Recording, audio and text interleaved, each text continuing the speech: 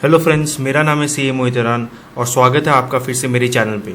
आज हम डिस्कस करेंगे कालपात्रू पावर ट्रांसमिशंस लिमिटेड के बारे में। यश अग्रवाल जी जो मेरे एक अर्ली सब्सक्राइबर है, उन्होंने मुझे काफ़ी बार रिक्वेस्ट किया है इस कंपनी का एनालिसिस करने के लिए, तो इसीलिए मैंने इस स्टॉक का एक एनालिसिस बनाया है। तो आज हम डिस्कस करेंगे टेक्निकल और फंडामेंटल एनालिसिस कालपात्रू पावर ट्रांसमिशन का। एक डिटेल अंडरस्टैंडिंग लेंगे इस कंपनी की, लेटेस्ट न्यूज़ देखेंगे और कुछ फैक्टर्स देखेंगे जो इसके फेवर और अगेंस्ट में है। तो चलिए शुरू करते हैं। तो देखिए, कालपात्रू पावर ट्रांसमिशन लिमिटेड ये जो कंपनी है, ये एक ग्लोबल इंजीनियरिंग प्रोक्योरमेंट और कंस्ट्रक्शन प्लेयर है और ये काफ़ी सारे सेक्टर्स में काम करती है, जैसे power transmission and distribution, oil and gas pipeline, Railways का कंस्ट्रक्शन, प्लेटफॉर्म कंस्ट्रक्शन वगैरह। तो देखिए, ये जो सेक्टर्स है वो जिसमें काम करती है वो मैंने लिस्ट डाउन किया है।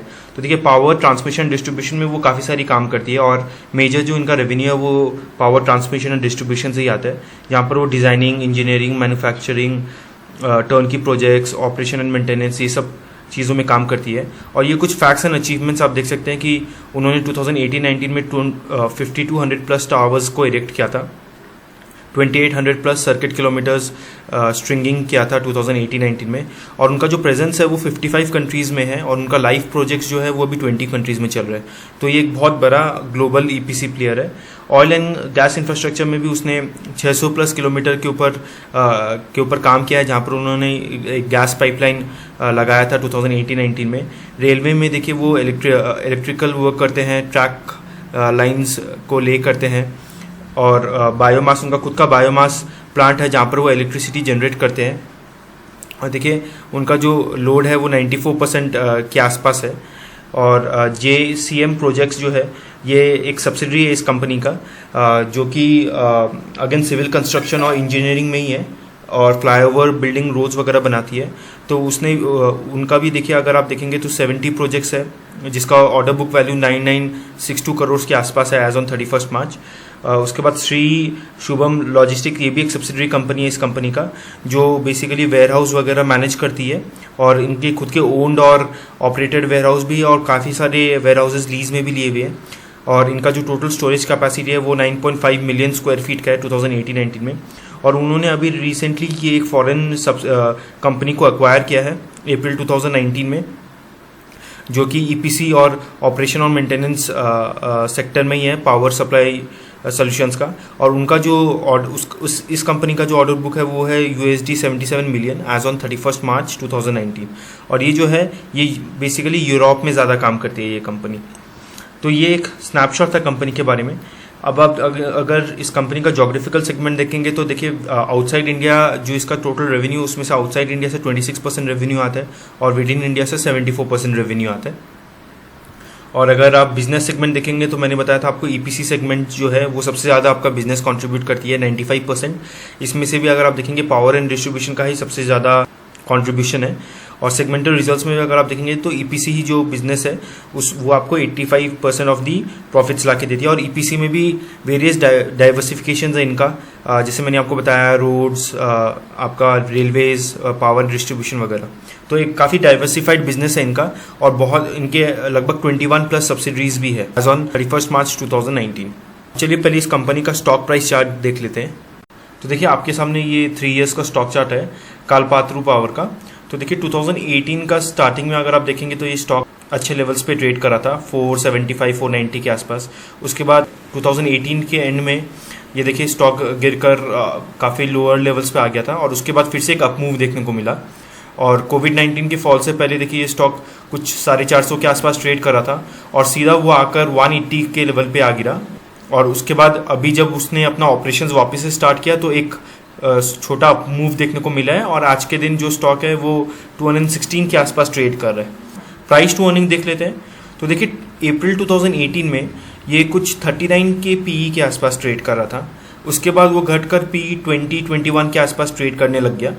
और आप देखिए, अगर कोविड-19 के फॉल से जस्ट पहले देखेंगे तो कुछ 13 और 14 के पीई के आसपास ट्रेड कर रहा था और आज के दिन वो गिरकर 5 के पीई के आसपास ट्रेड कर रहा है।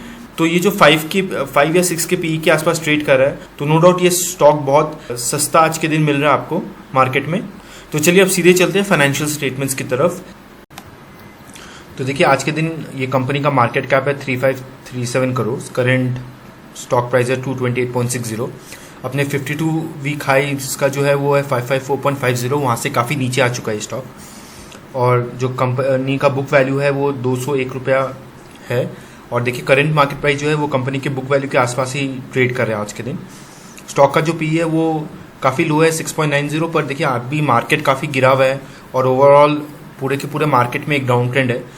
उसके हिसाब से ये पी रीजनेबल पी है। रिटर्न ऑन कैपिटल एम्प्लॉयड 21.37% है, रिटर्न ऑन इक्विटी 16.19% है, डेट टू इक्विटी रेशियो है 0.84 और पीजी रेशियो जो है पेग रेशियो वो है 0.21। अब चलते हैं फाइनेंशियल्स की तरफ।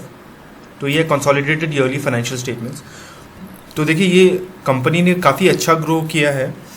आप देख सकते हैं कि जहाँ मार्च 2016-17 में कुछ 7,000 करोड़ का सेल्स है वो रिपोर्ट करता था, मार्च 2019 में उसने बढ़कर 10,840 का सेल्स रिकॉर्ड किया है। और ये कंपनी का one of the highest sales उन्होंने रिपोर्ट किया था मार्च 2019 में। और अगर आप ट्रेलिंग 12 मंथ्स देखेंगे तो उनका जो सेल आ रहा है वो इंक्रीज सेल आ रहा है 12,663 करोड़ का। वही ऑपरेटिंग मार्जिन भी अगर आप देखते हैं तो कंपनी ने ऑपरेटिंग मार्जिन भी अपना मेंटेन करके रखा है, 12 से 13% के आसपास उनका ऑपरेटिंग मार्जिन है। एक सब्सटैंशियल इंक्रीज देख सकते हैं आप नेट प्रॉफिट में। और मार्च 2018 में 281 करोड़ का उन्होंने नेट प्रॉफिट डिक्लेयर किया था और वही मार्च 2019 में ऑलमोस्ट डबल से थोड़ा कम 467 का नेट प्रॉफिट उन्होंने डिस्क्लोज किया है। और ट्रेलिंग 12 मंथ्स में भी उन्होंने अच्छा प्रॉफिट डिक्लेयर किया है, वो है 510 करोड़ का। और ईपीएस अगर आप देखेंगे तो कुछ 33.08 के आसपास टर्न आउट होकर आती है ट्रेलिंग 12 मंथ्स की। और डिविडेंड में देखिए एक कांस्टेंट डिविडेंड पेइंग स्टॉक है, ये बहुत हाई डिविडेंड्स नहीं है पर एक constant ratio of dividend maintain किया है। अब चलते हैं क्वार्टरली फाइनेंशियल स्टेटमेंट्स पर। देखिए मार्च 2019 में उन्होंने 3514 करोड़ का जो सेल है वो डिक्लेयर किया था। उसके बाद आप जून, सितंबर और दिसंबर देखेंगे तो एक म्यूटेड ग्रोथ दिख रहा है। ऑपरेटिंग मार्जिन अगेन उन्होंने अच्छा मेंटेन करके रखा है अपना। उन्होंने नेट प्रॉफिट डिक्लेयर किया था दिसंबर 2019 में, वो अराउंड 127 करोड़ का था, जिसमें ईपीएस टर्न आउट होकर आ रही थी 8.21 रुपीज़ की। तो ओवरऑल अगर आप फाइनेंशियल स्टेटमेंट्स देखें तो दिख रहा है कि कंपनी एक ग्रोइंग ट्रेंड में है और अच्छा सेल्स और प्रॉफिट रियलाइजेशन है। आगे चलते हैं बैलेंस शीट की तरफ। तो देखिए बैलेंस शीट में सबसे पहले हम जो देखने वाले हैं वो है इनका बोरोइंग्स। तो देखिए बोरोइंग्स अगर आप देखेंगे लॉन्ग टर्म बोरोइंग्स इनका बहुत ज़्यादा नहीं है, 261 करोड़ का है। पर ये जो अदर लाइबिलिटीज़ है जिसमें आपका शॉर्ट टर्म बोरोइंग्स और ट्रेड पेबल्स वगैरह आता है वो देखिए ऑन एन इंक्रीजिंग ट्रेंड है। और मार्च 2019 में काफ़ी ज़्यादा है ये शॉर्ट टर्म बोरोइंग्स और ट्रेड पेबल्स का अमाउंट जो है 841। तो देखिए ये कंसर्न की बात है कि अगर आप टोटल लॉन्ग टर्म बोरोइंग्स और अदर लाइबिलिटीज़ में से अगर आप शॉर्ट टर्म बोरोइंग लेते हैं तो एक हायर बोरोइंग अमाउंट निकल के आता है। और अभी की जो मार्केट सिचुएशन है उसमें जनरली कोई भी इन्वेस्टर प्रेफर करता है ऐसा स्टॉक जिसमें बोरोइंग कमती हो और शेयर होल्डर्स का जो होल्डिंग हो वो ज़्यादा हो। तो ये एक हेल्दी बैलेंस शीट है, बस इसमें प्रॉब्लम ये है कि आपका बोरोइंग्स जो है वो थोड़ा ऑन हायर साइड मुझे लग रहा है। देखिए कैश फ्लो स्टेटमेंट बहुत ज़रूरी है एक ईपीसी या इंफ्रा कंपनी का देखना, क्योंकि जनरली जो अपने को नॉर्मल ईपीएस दिखता है वो जनरली कैश ईपीएस होता नहीं है। तो कैश फ्लो स्टेटमेंट्स भी एनालाइज कर लेते हैं। तो देखिए ये कंपनी अगर आप देखेंगे यहाँ पर एक कंपैरिजन डाला है मैंने net profit vis-a-vis cash from operating activity का। तो देखिए अगर आप पिछला 2-3 साल का अगर आप इनका फिगर्स देखते हैं तो इन्होंने अपने नेट प्रॉफिट से काफ़ी ज़्यादा कैश एक्चुअली जनरेट किया अपने ऑपरेटिंग एक्टिविटी से, जो कि एक अच्छा पॉइंट है। और अपने नेट प्रॉफिट से ज़्यादा कैश अपने बिजनेस में लेके आ रही है। तो मार्च 2019 में अगर आप देखेंगे तो 647 करोड़ का इन्होंने नेट प्रॉफिट जो है वो डिक्लेयर किया था। और आप देखिए वही मार्च 2019 में उन्होंने 1035 का कैश जनरेट किया है ऑपरेटिंग एक्टिविटी से। तो ये एक पॉजिटिव और हेल्दी साइन है इस कंपनी का। अब चलते हैं शेयर होल्डिंग पैटर्न पे। तो देखिए प्रमोटर और प्रमोटर ग्रुप का जो शेयर होल्डिंग है वो 54.37 है। म्यूचुअल फंड्स का जो शेयर होल्डिंग है वो 23.41 है। फॉरेन पोर्टफोलियो इन्वेस्टर्स है उनका जो शेयर होल्डिंग है वो 7.37 है। और देखिए अदर्स और पब्लिक के पास काफ़ी कमती शेयर होल्डिंग है वो 14.85%। देखिए इसमें सबसे बड़ा एक डिसएडवांटेज इस शेयर का ये है कि देखिए प्रमोटर का जो शेयर होल्डिंग है वो प्लेज्ड है। तो आधा से ज़्यादा जो प्रमोटर शेयर होल्डिंग है वो प्लेज्ड है और आज के मार्केट में ये एक बहुत बड़ा नेगेटिव फैक्टर है। दूसरा ये कि प्रमोटर का जो शेयर होल्डिंग है वो एक डिक्रीजिंग ट्रेंड पर है और पिछले 3 साल में उन्होंने 5.09% से अपना होल्डिंग घटाया है। अब करते हैं थोड़ा रेशियो एनालिसिस। तो देखिए यहाँ पर अगर आप देख सकते हैं तो रिटर्न ऑन इक्विटी अगर आप देखेंगे तो ये कंपनी का ऑन राइजिंग ट्रेंड है, जो कि बहुत अच्छी बात है। और रिटर्न ऑन कैपिटल एम्प्लॉयड भी अगर आप देखेंगे तो एक अच्छा रिटर्न ऑन कैपिटल एम्प्लॉयड ये कंपनी दे रहा है। और अगर आप कंसोलिडेटेड ऑर्डर बुक वैल्यू देखेंगे तो वो भी इंक्रीजिंग ट्रेंड पर है। देखिए ये बहुत इंपॉर्टेंट फैक्टर है, कंसोलिडेटेड ऑर्डर बुक वैल्यू। ये डिटरमाइन करता है कि आगे जाके इनका सेल्स ग्रोथ कैसा है और अभी तक का सेल्स ग्रोथ कैसा रहा है, और ये एक इंक्रीजिंग ट्रेंड पर है। और देखिए कंपाउंडेड सेल्स ग्रोथ रेशियो अगर आप देखेंगे तो ट्रेलिंग 12 मंथ्स का अगर आप देखेंगे तो 24.47%, जो कि बहुत अच्छा सेल्स ग्रोथ है। और कंपाउंडेड प्रॉफिट ग्रोथ अगर आप देखेंगे तो बहुत बेहतरीन प्रॉफिट ग्रोथ है 68.37% की। देखिए डेट इक्विटी रेशियो भी देख लेते हैं, क्योंकि ये बहुत इंपॉर्टेंट फैक्टर होता है एक इंफ्रा या फिर ईपीसी स्टॉक का। तो देखिए एज ऑन 17-18 उनका जो डेट इक्विटी रेशियो था वो 1.08% था। और वही अगर देखिए आप 18-19 में देखेंगे तो 0.73% का डेट इक्विटी है। तो इन्होंने अपना डेट जो है वो थोड़ा रिड्यूस किया है।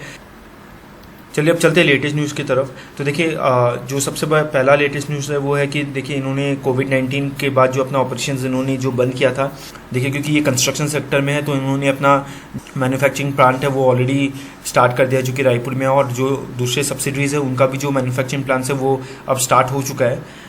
तो ये एक पॉजिटिव न्यूज़ है इस कंपनी के बारे में। अब देखिए एक ये रेटिंग है इनके इंस्ट्रूमेंट्स का। तो देखिए रेटिंग्स भी अगर आप देखेंगे तो जो केयर रेटिंग्स ने ऑलरेडी रेटिंग्स दिया है वो काफ़ी स्टेबल रेटिंग्स है। और अभी तक तो कोई परेशानी लग नहीं रही है इनके कमर्शियल पेपर्स पे या फिर नॉन कन्वर्टेबल डिवेंचर्स या फिर लॉन्ग टर्म बैंक फैसिलिटीज़ पे। देखिए ये भी एक बहुत बड़ा पॉजिटिव न्यूज़ है कि थोड़े दिन पहले मार्च 24 को इस कंपनी ने एक बाईबैक अनाउंस किया था। उसके बाद एक मीटिंग रखने वाले थे जो कि आज के दिन पोस्टपोन्ड हो चुकी है, पर उससे पहले उन्होंने ये डिक्लेयर कर दिया था कि वो बाईबैक करेंगे। पर अभी तक बाईबैक प्राइस और बाईबैक का जो वॉल्यूम है वो उन्होंने अभी तक कुछ डिक्लेयर नहीं किया या फिर बताया नहीं है। और देखिए ये भी एक न्यूज़ है जो अगस्त 2019 में आया था, जो कहता है कि उन्होंने जो बिड सबमिट किया था 7 इयर्स पहले अफ्रीका में, वो उसमें कुछ वायलेशन है और उसके कारण इस कंपनी पर एलिगेशन भी लगी थी। पर ये कंपनी ने क्लैरिफाई किया था कि जो भी एलिगेशन है वो डिसएग्री करती है और उन्होंने एक प्रॉपर और लीगल वे में ही बिड्स किया था। और ये न्यूज़ एक नेगेटिव न्यूज़ था इस कंपनी के लिए। और देखिए मोनेटाइजेशन ऑफ सब्सिडरी ये एक पॉजिटिव न्यूज़ है। जो भी इनके सब्सिडरीज थे जो इनको अनफेवरेबल लग रहे थे और जो इन्हें ज़्यादा कैश नहीं जनरेट करके दे रहे थे वो उन्होंने सेल किया है। और उसका जो एंटरप्राइज वैल्यू है वो कुछ 3275 करोड़ के आसपास आया है। और इसका मोनेटाइजेशन आना भी स्टार्ट हो गया है। तो उससे उनका जो बैलेंस शीट है वो ज़्यादा हेल्दी हो जाता है और इनके पास अच्छे रिजर्व्स आ जाएंगे। अब देखिए फैक्टर्स क्या है इस कंपनी के फेवर में। सबसे पहले तो इनका देखिए ऑर्डर बुक वैल्यू। देखिए ऑर्डर बुक वैल्यू जो होता है वो ग्रोथ डिटरमाइन करता है कंपनी का। अब देखिए जो इनके ऑर्डर बुक वैल्यू है वो इंक्रीजिंग ट्रेंड पर है और बहुत अच्छी तरह से ग्रो हो रहे हैं। और देखिए ये मार्च 2018-19 में उनका जो ऑर्डर बुक वैल्यू था वो कंसोलिडेटेड बेसिस में 24,030 करोड़ का था। और देखिए Q3 का आपका ऑर्डर इनफ्लो का अमाउंट है। तो देखिए Q3 फाइनेंशियल ईयर 20 में उन्होंने ऑलरेडी 2835 करोड़ का ऑर्डर रिसीव कर लिया था। और जिस दिन ये रिपोर्ट जनरेट हुआ था उस दिन तक उन्होंने Q4 के लिए भी एडिशनल 547 करोड़ का एक ऑर्डर इनफ्लो जनरेट कर दिया था। तो इनके पास काफ़ी सारे ऑर्डर्स अभी आ रहे हैं। और देखिए ऑर्डर बुक वैल्यू अगर आप देखेंगे 31 मार्च 2019 का तो वो 25,359 हो गया है। तो 2018-19 में 24,030 करोड़ था और एज ऑन 31 दिसंबर 2019 देखेंगे तो 25,359 का ऑर्डर करोड़ है, जिसमें से डोमेस्टिक का जो ऑर्डर है वो है 74% और जो इंटरनेशनल का है वो है 26%। और देखिए मोनेटाइजेशन भी एक फैक्टर है जो इनके फेवर पे है। इन्होंने जो भी अपना सब्सिडरीज था जैसे Kalpataru Satpura Transco private limited, Alipurduar transmission limited और कुछ जॉइंट वेंचर्स इन्होंने सेल किए, जिसके अगेंस्ट में उन्हें अच्छे रियलाइजेशंस होंगे।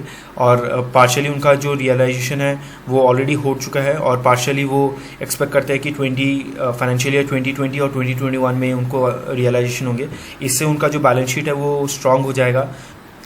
और देखिए इन्होंने जो अपना एक फॉरेन कंपनी को अक्वायर किया था 2019 में, वो उसे एक बहुत अच्छा अपॉर्चुनिटी दे रही है यूरोपियन मार्केट में, एक प्रेजेंस देगी, ग्लोबल प्रेजेंस, और यूरोपियन मार्केट्स को कैप्चर करने में हेल्प करेगी। और दूसरा जो मैंने आपको बताया कि कंपनीज ने ऑलरेडी अपने प्रोजेक्ट स्टार्ट कर दिए हैं। तीसरा बाईबैक ऑफ शेयर्स जो हम लोग ने ऑलरेडी डिस्कस कर दिया है। और देखिए एक हम लोग एक स्टिमुलस एक्सपेक्ट कर सकते हैं गवर्नमेंट की तरफ से ईपीसी सेक्टर और पावर सेक्टर में, और उससे इस कंपनी को काफ़ी बड़ा फ़ायदा होगा कि ये एक one of the largest companies है जो ईपीसी सेक्टर में है और बहुत सारे गवर्नमेंट प्रोजेक्ट्स भी हैंडल करती है। और देखिए कोविड-19 के बाद अगर गवर्नमेंट को इस इकोनॉमी को संभालना है तो उन्हें काफ़ी स्पेंडिंग करना पड़ेगा मार्केट में। और देखिए one of the major sectors जहां गवर्नमेंट स्पेंड करती है वो इंफ्रास्ट्रक्चर है, और ये जो कंपनी है वो इंफ्रास्ट्रक्चर प्रोजेक्ट से ज़्यादा डील करती है। आगे भी अच्छा ऑर्डर बुक वैल्यू मिल सकता है। अब डिस्कस करते हैं फैक्टर्स नॉट इन फेवर। देखिए 0.8 और 0.9 का जो डेट इक्विटी रेशियो है आज के दिन मार्केट जब इतना गिरा हुआ है और इतना नेगेटिव सेंटिमेंट है तो हम इसे अनफेवरेबल ही बोलेंगे। और दूसरा ये है कि प्रमोटर्स का जो शेयर है वो बहुत ज़्यादा प्लेज्ड है और मार्केट इसे नेगेटिवली फैक्टर करती है। और तीसरा इनके कंटिजेंट लायबिलिटी भी एक बार देख लेते हैं।